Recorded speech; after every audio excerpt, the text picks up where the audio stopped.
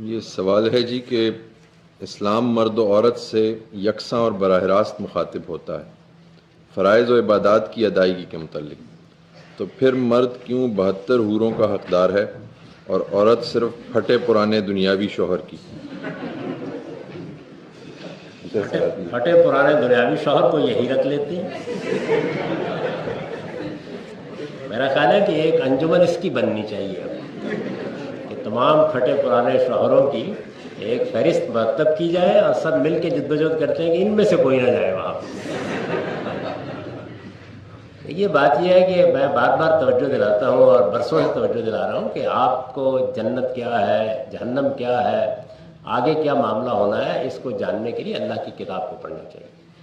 یہ جو قصے، کہانیاں، اس طرح کی چیزیں ہیں، بعض اوقات میں بالکل حیران رہ جاتا ہوں۔ بعض علماء کو بھی جب کبھی سننے کا موقع ملتا ہے کہ وہ کیا کر رہے ہیں، یعنی حوروں کے قد ناپے جا رہے ہیں اور معلوم نہیں کیا کیا تفصیلات ہیں جو بیان کی جا رہی ہیں۔ یہ اللہ کی کتاب کا طریقہ نہیں ہے۔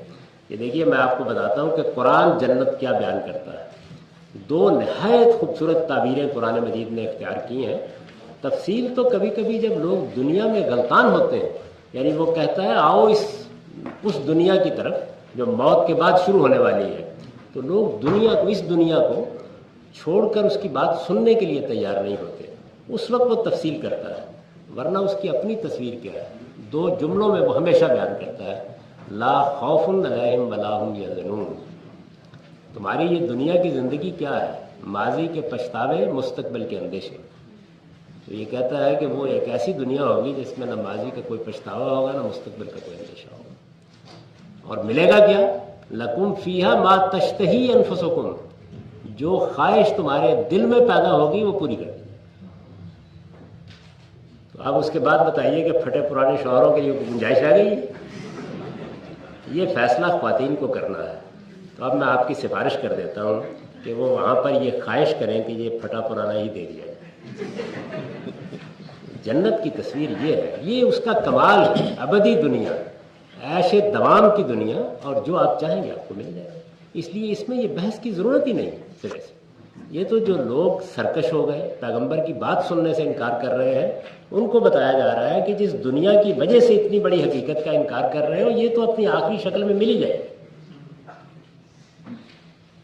تو غامدی صاحب، یہ اس سے ملتا جلتا سوال ہے کہ حور کا مطلب آپ آہو چشم بتاتے ہیں، تو اس کی کیا مطلب آپ کی تسلی ابھی بھی نہیں ہوئی؟ سوال کرنے کی سوال یہی ہے۔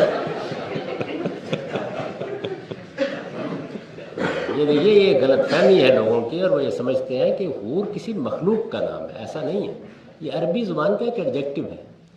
یعنی خواتین کے حسن کی، جمال کی جب آپ تعریف کرتے ہیں تو اس کے لیے کچھ ایڈجیکٹوز بولتے ہیں، کچھ اسماء صفت بولتے ہیں۔ تو حور کا لفظ جو ہے یہ اصل میں ایک ایڈجیکٹو ہے، کسی مخلوق کا نام نہیں ہے۔ اس کو بہت اچھی طرح سمجھیں۔ قرآن نے اور بھی بڑے ایڈجیکٹوز استعمال کیے ہیں جن کے مختلف معنی ہیں۔ آہو چشم بھی استعمال کیا ہے، گوریاں بھی استعمال کیا ہے، اور بھی بہت سے کیے ہیں۔ تو یہ ایک صفت ہے جو عورت کی بیان کی ہے قرآن مجید نے، یہ کسی الگ مخلوق کا نام نہیں ہے۔ یہ غلط فہمی دور کر رہے ہیں۔ شکریہ۔ اب خواتین کہیں کہ اچھا ہوا مرد بھی محروم ہوا۔